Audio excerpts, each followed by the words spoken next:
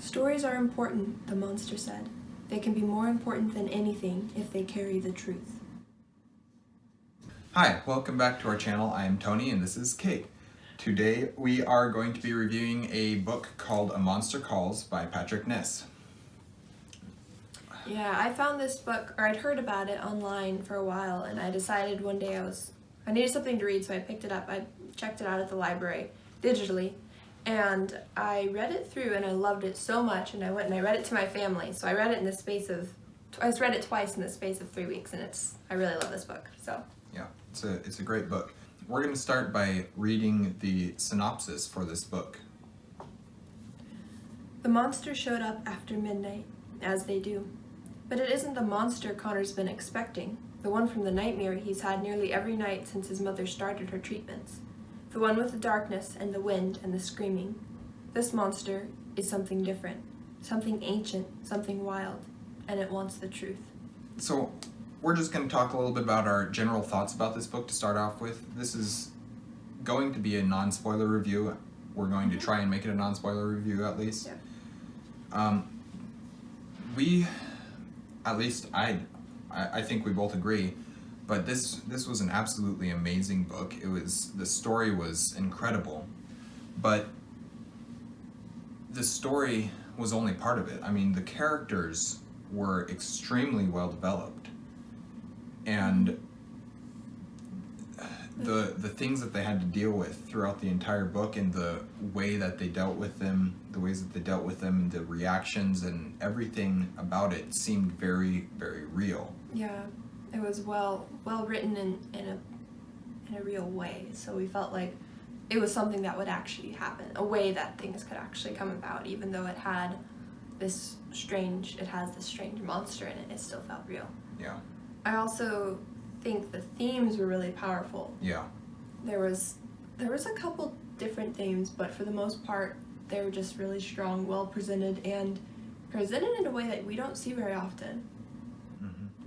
Yeah, so the themes in this book are, in a way, they're spoilers, so we're kind of going to try and stay vague with them, but they do deal with real issues. Yeah. Like grief and fear of loss. But the whole story is about helping the main character Connor kind of come to terms with what he's going through and learning how to deal with that. So yeah, the main character, whose name is Connor, he's a 13-year-old boy, something like that, I don't remember. Yeah. And he's the one, he is dealing with his sick mother. His mother has cancer, and he's taking care of her. He's basically taking care of her and himself, and at the same time he has to deal with school and life, and it's difficult. All the characters felt very real, but this is due largely to the fact that they're flawed, like severely flawed characters with issues, and they don't know how to deal with them. We see family is something we see a lot in this book, but it's not. It would be what would be considered maybe a broken family nowadays. The mom and dad are divorced, and so the main character Connor is dealing with just not having that perfect life that we see in our culture, that everyone wants in our culture. Yeah. He doesn't have a perfect life. Throughout the story, there's not really a clear antagonist, but in a way, the grandmother is an antagonist in that her and Connor don't get along, and they have to deal with each other throughout the entire story. But the grandmother is also a very strong character and very loving, and she has seen things. She's been alive longer than Connor, and so she has a different perspective and different outlook on life that is good and that is mature, but also she doesn't understand Connor in a way, because Connor's different than her. They're different. They have very different personalities. Yeah. The monster is one of the most intriguing characters, if you can call it a character. Yeah. Putting it in like a character format is a little odd because It almost feels like we aren't sure. It may or may not be a character. It almost feels like the subconscious of Connor, maybe his Yeah. thoughts. Except there's some proof that it's actually real. It's not just his imagination. He's not just dreaming all this. But he's a very powerful monster. He's mysterious. He's not evil, but he's looking out for Connor's greater good, I guess you could say. Yeah. He's looking at the big picture and trying to help Connor with the root of the issue, which isn't what Connor thinks he needs help with. So. Yeah.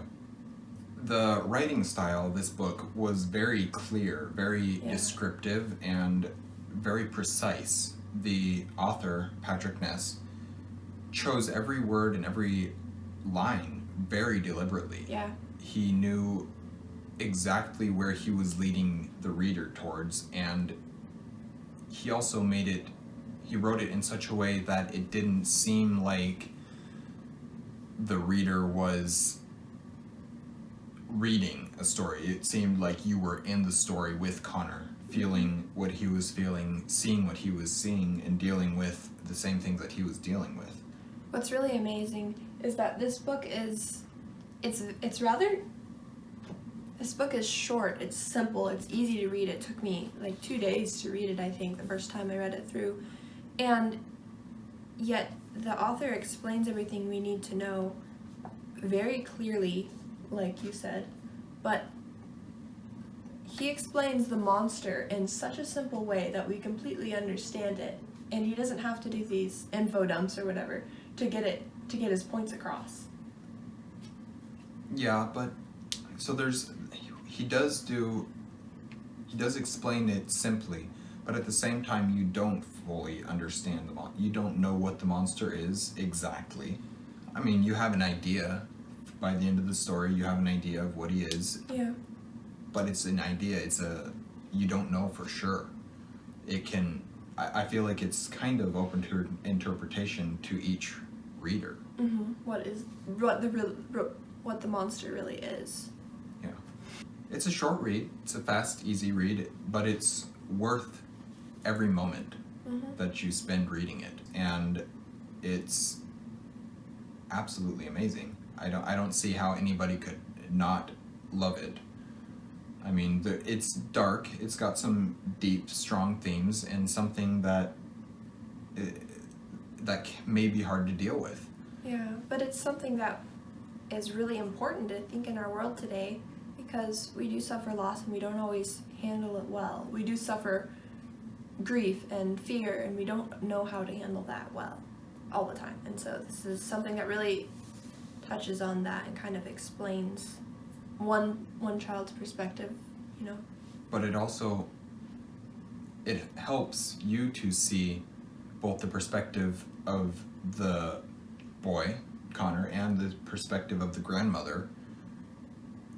And it helps you to understand it so that you can kind of look from both perspectives and say, okay, I understand how he's thinking now, and I understand how the grandmother's thinking, and I understand how, if I were in the situation, I would be thinking. Mm-hmm. But we still, unless you've dealt with this exact situation, you don't know how you'd respond. Yeah. Most everybody has dealt with grief and loss in some sort of way. So each person can relate a little bit to this, but it's very different for Connor, and it's a powerful, moving book. Yeah, I cried. Stories are important, the monster said. They can be more important than anything if they carry the truth. I think that's the whole reason for this book, because it does carry truth, and it's very, very powerful. It's part of why I love it so much. Yeah. I don't know. One of my all-time favorite books now. So, the formatting of this book is really interesting. It's got illustrations, and they're beautiful, Yeah. very stylized illustrations. They really fit the that- story well. They fit the story, and you don't entirely know what's going on all the time. You can see just random, and not random because they're Deliberate. in the story, they make sense, but they're very unique and stylized and dark and interesting. But the other thing is the writing, the words themselves, they don't fill the page in, There's as in they space, don't take yeah. up space, take up the entire space of the page. But they fill the page in their depth rather than in their size and quantity. So as you can see, there's a lot of space around them, fairly large words, and it's just an interesting style. The entire book is written in a way that you fall in love with the story, but you also feel the pain and the anger and the rage and everything else as the main character, as Connor feels them and goes through them. What's interesting to me is Patrick Ness really walks you through this story, but he does hold your hand, but you don't notice it in a way because he's leading you through what Connor is feeling and what Connor is going through, and we're following along step by step. And I think I really love that because I love the simplicity of it and yet how powerful it is. Yeah. Well, thank you for watching. Like and subscribe, and if you've read this book, let us know in the comments down below. Be sure to let us know what you think of this video and what you liked about it the best. Follow us on Instagram. Thanks. Bye.